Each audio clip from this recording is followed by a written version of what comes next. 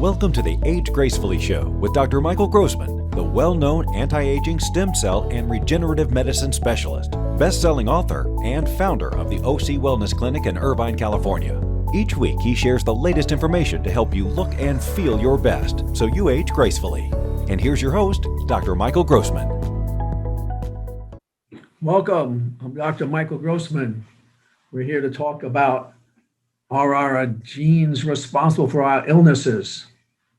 As an anti-aging doctor, I'm very concerned about keeping people healthy and vital over a lifetime.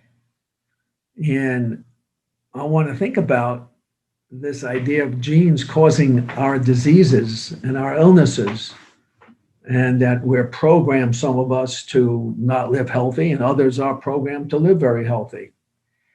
When I was in medical school, I was taught that the genes was the cause of disease. And if you had a bad program, too bad. If you had a good program, you're just lucky. That's what I was taught, 1970s. We had discovered in around 1950s, late 1950s, that we actually had genes. We had a double helix structure. Watson and Crick found out that there was a double helix that contained all the codes that created our bodies. And we were stuck with that code. That was it. Born with it, and that's it. And if you're designed to be a white flower, that's it. You had white colors on your flowers. If you have brown hair, you have brown hair. If you have red hair or blonde hair, you're just stuck with that color, and that's it.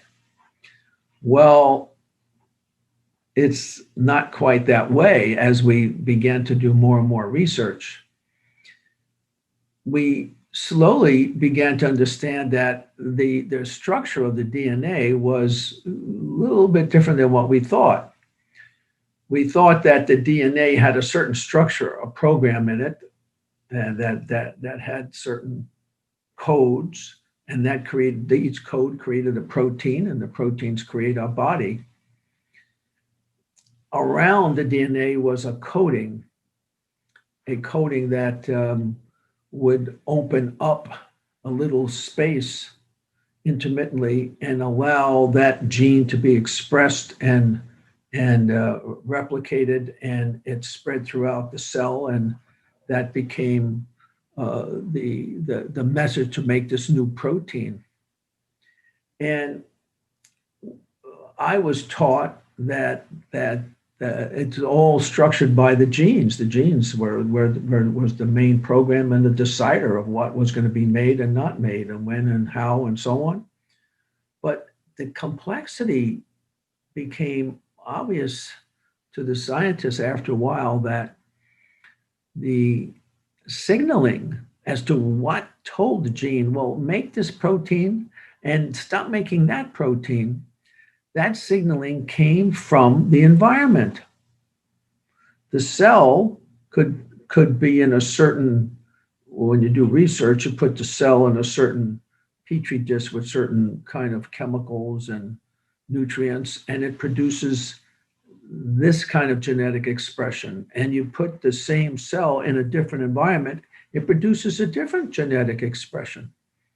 So the scientists realized that it was a situation that made them realize that the genes were just responding to what's going on in the cell's environment.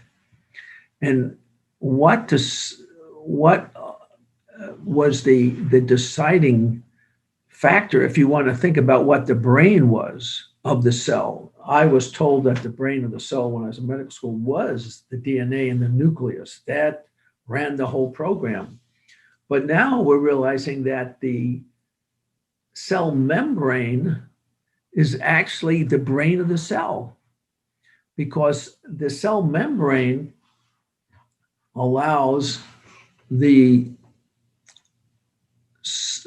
cell to be interacting with the environment. The environment of the cell is in the bloodstream or in the intestinal tract, in what comes through the GI tract.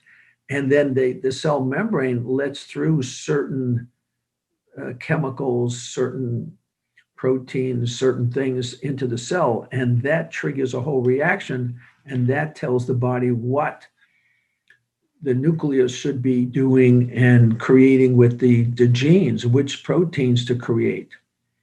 So here's an example of what happens. When you're eating certain foods and you have lots of B vitamins, you create certain proteins, certain activities within the gene, and that allows the genes to express certain things. If you don't have those B vitamins, then the genes can be injured in a certain way, and they don't create the right proteins. And we find that there's lots of nutrition that's so important to protect the DNA and to signal the DNA as to what to make or what not to make. When we get anxious, irritable, upset about something, the body creates all kind of chemistry that changes your blood, that sends signaling factors into your blood, that tells your body, let's deal with this situation in such a way that we have a lot of energy and strength and enthusiasm, and then over time you get buildup of stress and anxiety, and then that changes our genetic programming. And so we can make different genes depending upon what's happening. So certain cells in our body can create genes of calmness and peacefulness, and you radiate those kind of things, and it expresses itself throughout the body as we create these proteins. Or you can create these proteins of anxiety, irritability, and annoyance and anger, and it changes our whole body's chemistry. So every protein that the body makes, it comes from our genes. The genes send out that signal, make this protein, and your body does that. And there's only 1% of diseases that are structured into the genes no matter what. So that would be like Huntington's chorea, a genetic quirky neurological thing. You have things like type 1 diabetes, where young children will get this kind of a diabetic problem. Most diabetics are type 2, which is caused by the environment. It's caused by eating too much of the wrong foods, getting overweight, not exercising, and then you get diabetes. So we are actually in charge of what genes we're expressing, depending upon what we're eating, depending upon our thoughts, depending upon our emotions. And who's in charge of that? It's not the genes that create that. We create that. We're in charge of that. So as a anti-aging doctor, I'm very concerned with your thoughts and your emotions. So I tell a lot of my patients they have to meditate. And I teach meditation. I teach it on Thursday night, 7:30, and Sundays at 12:30. Meditation is such an important part of reversing the aging process for many reasons. The main reason is that it teaches you how to be calm and relaxed and to enjoy that process of being calm and relaxed. And then your brain and your whole physiology, your endocrine system, the glands of your body, learn how to be better balanced so that you're creating those proteins that create peacefulness. When you have the hormones of stress, you get high cortisol, high epinephrine, adrenaline, and it creates stress. You get real agitated and anxious. We can inject you with epinephrine at the dentist to stop the bleeding when they numb you up so you don't bleed when they mess up your gums in the process of doing what they need. But that makes you feel anxious, and you feel at the dentist and you're just getting anxious. It's because of the injection. Your body can create expression of that same hormone by your thoughts. You create anxiety. After the age of 50, the most important factor in longevity is not cholesterol, is not diet, is not exercise, but it's the quality of your personal relationships. That's the most important factor. And how do you have good personal relationships? Well, that's something you have to be open to. And it's something that takes time to work on that. It doesn't you can't make that happen in a minute, but you can focus on that as an important part of your life. Making money, do you know how correlated that is with health and longevity? Zero correlation. You could be poor or you could be wealthy. There's no correlation between health and happiness with money. There's no correlation.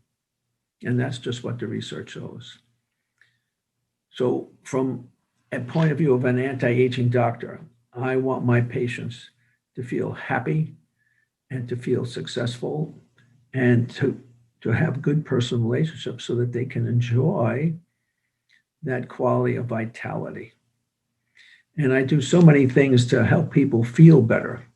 So I can help people as they get older, and you lose various hormone production in your endocrine glands as you get older, you're 50, 60, 70 years of age. I can create that feeling of enthusiasm and wellness and increase these hormones that create a sense of peace and happiness and help your sleeping and help your mood and help your energy. But still, each of us are responsible for making whatever we can happen in our lives to create that balance that we need, a balance in our thoughts and a balance in our emotions. So I encourage everyone to meditate. I encourage everyone to eat healthy. And I encourage everyone to have good personal relationships, because these are the important critical factors in health and longevity. So thanks for being here. I hope you enjoyed this. I hope you're inspired to create your life being really, really enjoyable, healthy, vital lives as you're aging. Thanks so much for being here. Thank you for watching the Age Gracefully Show with Dr. Michael Grossman. Join us next week for another informative discussion to help you age gracefully. Be sure to visit us at ocwellness.com.